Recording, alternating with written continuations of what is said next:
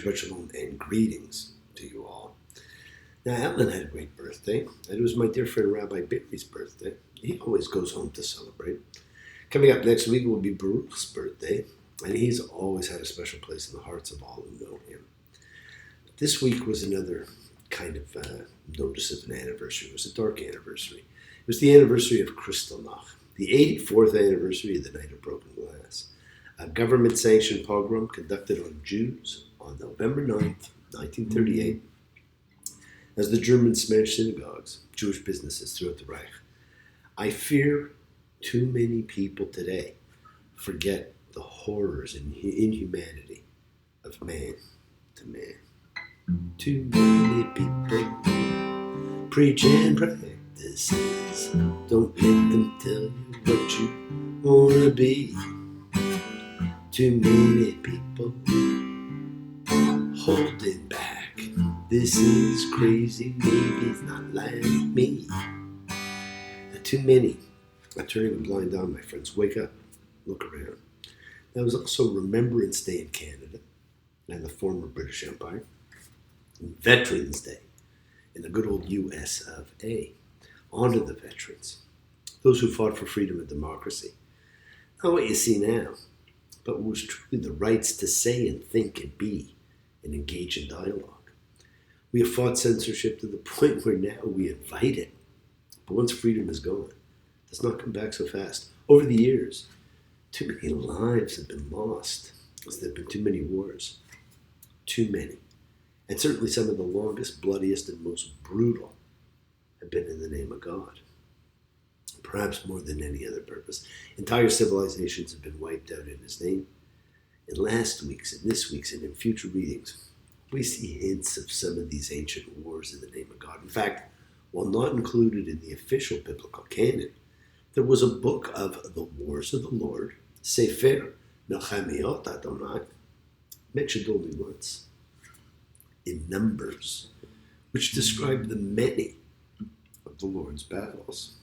He has sounded forth the trumpet, that shall never sound retreat. He is sifting out the hearts of men before His judgment seat. Oh, be swift, my soul, to answer Him. Be jubilant, my feet. Our God is marching on. Glory, glory, hallelujah. Glory, glory, hallelujah. Glory, glory, hallelujah. His truth is marching on. Now, we all like to pretend our truth is the truth. But our truth is just our truth. We rarely really want to see the capital T truth, because it'll make us look at things we don't want to see. We may not like everything everyone says, but we do not have to agree. We do not have to listen. But we should always be defending the rights of people to say what they believe without putting our own judgments in place. Today's judgment will not be tomorrow's. Look at how things change over time. I was having a discussion with a dear friend of mine, and they threw out that old homily, we only live once. I reminded them, we actually only die once, but we can live every day. Taste the fullness of life every day, my friends. Time is the one commodity you cannot replace. So let's spend some time now coming together as a group to honor and pray and observe as a community, a collective consciousness of seekers showing faith. Any and all faith, love, any and all love, a true chavura, fellowship, expressing our nature of kindness, compassion, thoughts, feelings, hopes, dreams, and wishes that unites us all in this community house of spirit, Beth Ruach, sharing, bringing light, keeping fear at bay.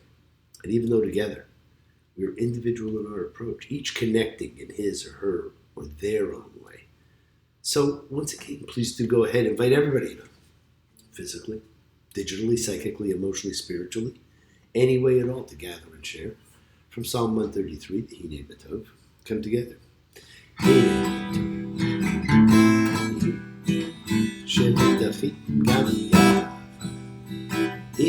bateau. J'aime ta vie, how good or pleasant it is for brothers and sisters together. Community.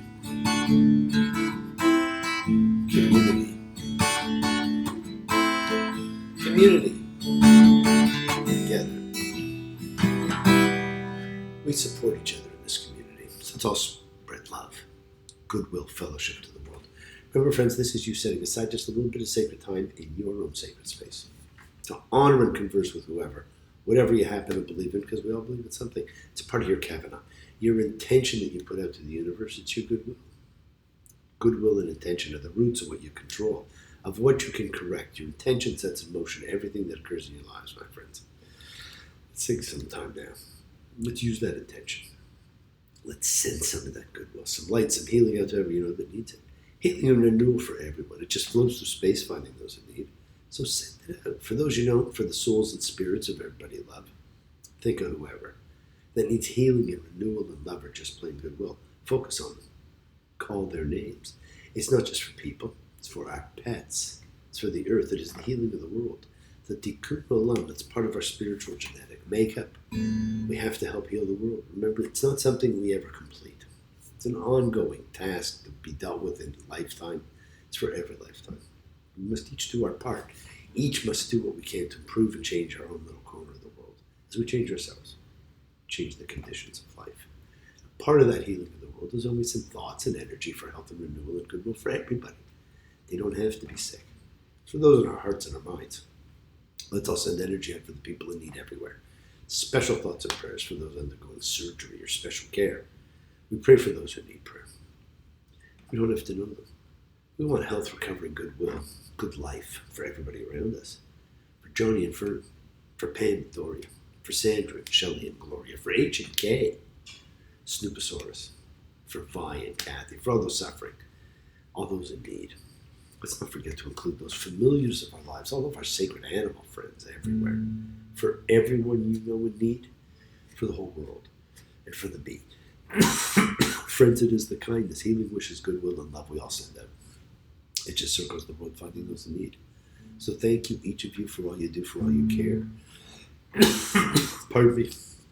Because the world's a world of spirit, and spirit never dies. I need to do some healing on myself.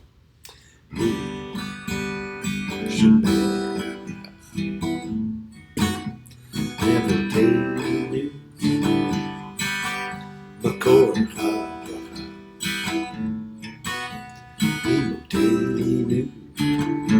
May the source of strength bless the ones before us. Help us find the courage. Make our lives a blessing. The renewal of body. Renewal of spirit. Let us say, Amen. Misha Baruch, let us all have our spiritual need. This is the great prayer for healing, which we call upon God to heal, as he healed before. Misha Baruch, may he who blessed. All healing's a blessing. Let's all send and receive healing and renewal energy in our efforts to love, to share, to care, to grow. Now we'll put the magic and mystery of Halloween and elections behind us. And I'll remind you, we did have 2 introductions to the magic and majesty of the other world when we read of those amazing beings we are all enamored with. No, I mean angels. Who doesn't wonder who their angels are? Will they see them, hear them, feel them? Then we probably talk to angels more than God for parking spaces, maybe a lottery win. There's no limit to our wants. We briefly met them when we met Noah. We learned of the Nephilim. Then last week, they were so significant with Hagar and Abraham. This week, we get probably the most exposure in a short period with the great annunciation of Isaac, the story of Lot and Sodom and Gomorrah, and the penultimate reading of Judaism, the Akedah, the binding of Isaac, and it all centers on angels. Got me on the wings, the way you walk, the way you talk, swing would make me sing. This week we read Vayera, and he approached. Now I know I said the Cosmic Bible ended with the Tower of Babel, but this week you will be inundated with more angels than any other place in the Bible. In fact, you'll read about so many you will think they need traffic lights on Jacob's ladder. This is considered the penultimate reading in Judaism, and it is only the fourth reading of the Bible. Yes, a lot happens after this, but this truly sets in motion the history and mystery of man. Who is he? And he approached. Who's he? It's an amazing reading. It's a story of angels and God, of the Great Annunciation. Go to Florence, gaze in Uffizi Gallery, and see the Great Annunciation by Leonardo, one of the most magical paintings of all time. Genesis 18:1. And he appeared to him at the oaks of Mamre. And he was sitting at the tent entrance, the heart of the day, and he raised his eyes and saw. And here were three people standing over him, and he saw and ran towards them from the tent entrance and bowed to the ground. Is Abraham meeting God, people, or angels? It's very confusing. How do you see angels? We're all different. We all have our own idea of who they are and what they look like, but don't get wrapped up in some of these philosophical questions. You believe in God or you don't. You believe in angels or messengers of God, that they exist or they don't. You've set your own beliefs around them. This is not about convincing anyone of anything. Let's instead focus on the messages here. And he said, my Lord, if I found favor in your eyes, do not pass on from your servant. Scholars have settled on Abraham talking to God and two angels and these three people who appear. These texts indicate that angels were conceived of as expressions of God's presence. The consistent biblical conception of God is that God cannot possibly be seen by a human. Take a look at Exodus 33:20. A human will not see me and live. I cannot possibly contained in any known space. The heavens will not contain you, which we see in Kings 1:8-27. God in this conception can nonetheless make himself known to humans by a sort of emanation from the Godhead that's visible to human eyes via angels. We then have the Great Annunciation, Genesis 18:10. And he said, I shall come back to you at the time of life, and here's Sarah, your wife, will have a son. Well, Abraham's 100. Sarah's 90. And Sarah laughed inside her and said, after I've become worn out, am I to have pleasure? My Lord is old. This, my friends, is a message to all of us. You are never too old to have pleasure in life. When you read this, I want you to take note of the discussion about to take place. You see, this parsha is all about relationships between host and guest, husband and wife, father and son. And all are influenced by the ultimate relationship, man and his creator. So God and Abraham are about to have a chat regarding people and their morals, behaviors, attitudes. Genesis 18:20, and the Lord said, the cry is Sodom and Gomorrah, how great it is. Their sin, how very heavy it is. Let me go down. I'll see if they've done all told the cry that has come to me. And if not, let me know. The people turned from there and went to Sodom. God decides to let Abraham in on what he's planning. He's sending these other two beings, these angels, to go check out Sodom. If it is as God has heard, he will destroy Sodom and Gomorrah. And Abraham, the bargainer, the defender of humanity, speaks up. Genesis 18:23. And Abraham came over and said, will you also annihilate the virtuous with the wicked? Maybe there are 50 virtuous people within the city. Will you also annihilate and not sustain the place for the 50 virtuous who are in it? Far be it from you to do such a thing like this, to kill virtuous with wicked, and it will be the same for the virtuous and the wicked. Far be it from you. Will the judge of all the earth not do justice? And the Lord said, if I find in Sodom 50 virtuous people within the city, then I'll sustain the whole place for their sake. Abraham continues to negotiate down to 10 virtuous people. Hey, this is God, all-knowing, all-seeing, all-powerful. Or is that the genie? Believe me, he already knows. And I want you to keep this exchange in mind for a little later in the reading. I spoke of faith being a cornerstone of a few of these early parshas. Lot did not have faith. You can read it and see it now. He's living in Sodom, and the angels come, and the mob of people want the angels. But Lot offers his daughters to the mob instead. And then when he's warned of the destruction, given instructions to flee, he complains the distance he has to go is too far. So they allow him to go to a closer city. Tell him he's not to look back. But his wife does not listen. She looks and turns. She becomes a pillar of salt. It is our warning that when we are forging a new path for ourselves, my friends, do not look back, look ahead. So after the destruction of the cities, Lot gets drunk, gets his daughters pregnant, some man of faith. Genesis 19:36. And Lot's two daughters became pregnant by their father. Perfect example of moral turpitude.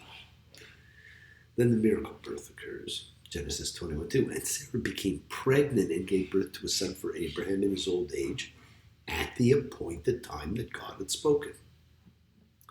Sarah now has a son, and her jealousy of Hagar and her son, who she does not want to inherit, becomes even more intense and causes her to have them thrown out, put out to the desert to try and die. This was the rightful firstborn heir of Abraham, driven out. But we're told by angels they're going to be okay. In fact, they will thrive. And so important is this reading that we read it every year during the High Holy Days. Genesis 21:1. It was after these things that God tested Abraham, and he said to him, Abraham. And he said, I'm here. Now the Greek and Samaritan versions have his name called twice here, Abraham, Abraham. And it's also said that there were 10 tests for Abraham. This is just one of them. Notice also that this double name calling formula is going to start to appear more often. You see it used in key places, and it is a life-defining moment when it occurs. So this will mark the near sacrifice as a defining event in Abraham's life and in the destiny of his descendants. Genesis 22:2, and he said, take your son, your only one, whom you love, Isaac, go to the land of Moriah. Make him a burnt offering there on one of the mountains that I'll say to you. Now, Rashi wrote a brilliant analysis of this and filled in the missing pieces of the conversation. It's really quite clever.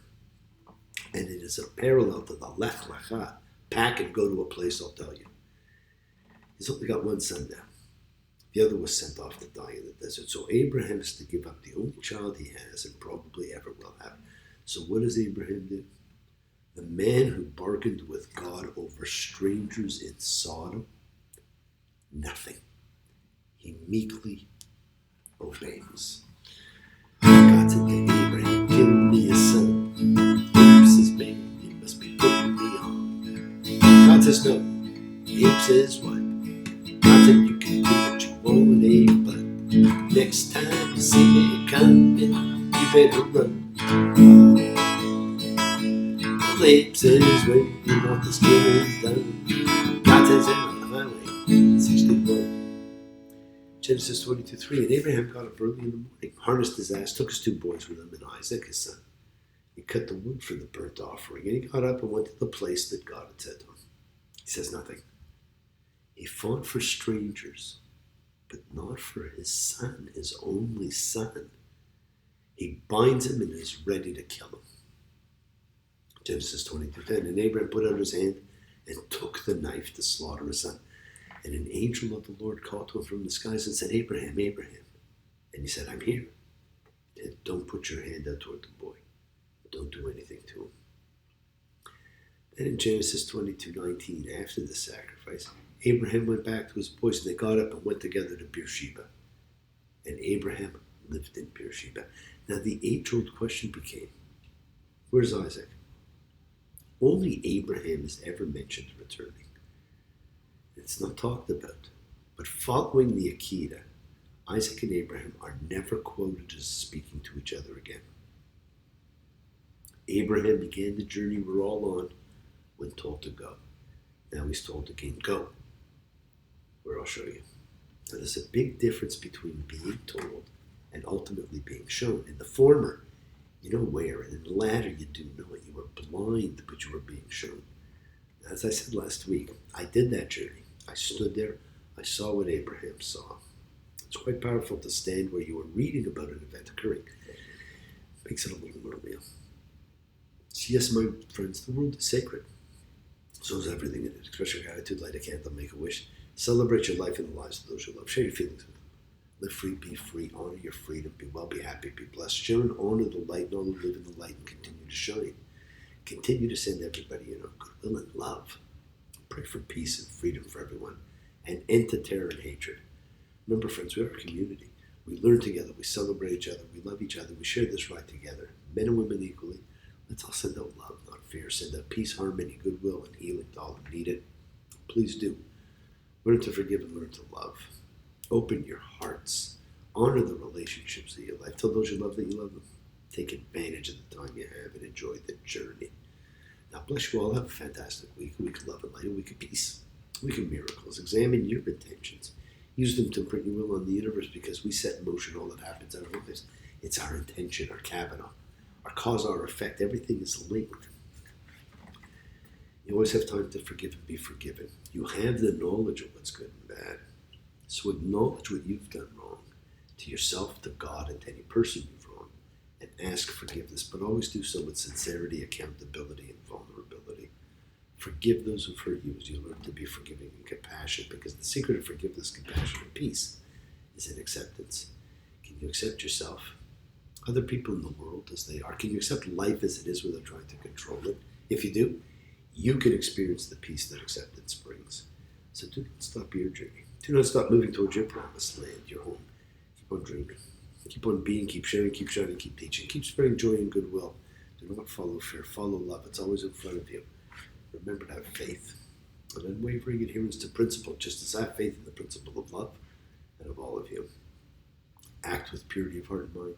Despise none, defraud none, hate none, cherish all.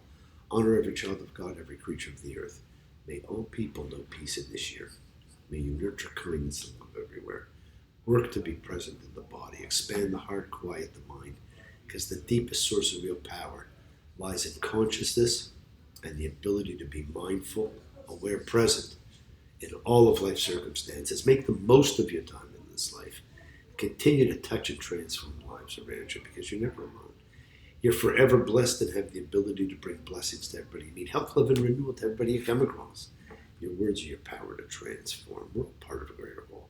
So embrace love, not fear, forgiveness, not anger. Be there for someone. Someone will always be there for you, whether you know it or not. Continue to explore faith and belief in what they mean just to you. And never accept shame as a natural state. Whatever you feel, others have felt. Whatever you've experienced, others have too. We share together, we learn together. We each help each other, because we're each of us trying to find love and acceptance and support. We all have or could have that special someone in our lives. So find them, tell them what they mean. Keep forgiving those you need to forgive, and keep asking forgiveness from those you need to ask forgiveness of. Remember to think before you speak. Your words can empower you and free you, but they can get you in trouble. Listen to that voice of God. He's talking to you now.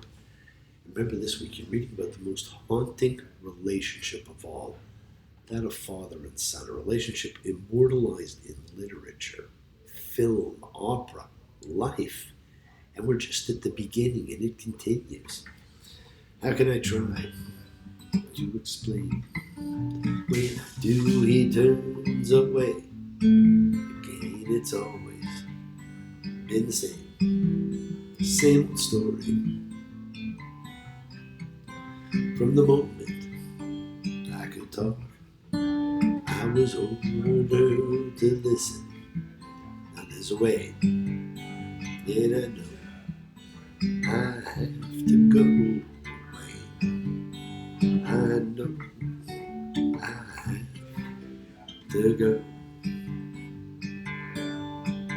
It's not time to make a change. Just relax, take it slowly. You're still young, it's your fault. There's so much you have to go through. Find a girl, settle down. If you want to, you can marry. Look at me, I'm old, but I'm happy. The back and forth between fathers and sons. For thousands of years, fathers and sons have spoken to each other in different languages. So much time in relationships have been lost. Time can never be replaced. Call your father. Call your son. Well, thank you for joining me, my friends. Have a great week. And please keep exercising forgiveness. Be thankful, be gracious, be kind, be loving. Believe in yourself and in love. Continue to spread a little goodwill to the world. And never forget, you are the miracle in someone else's life. Shabbat shalom. Blessings to you all. Take care.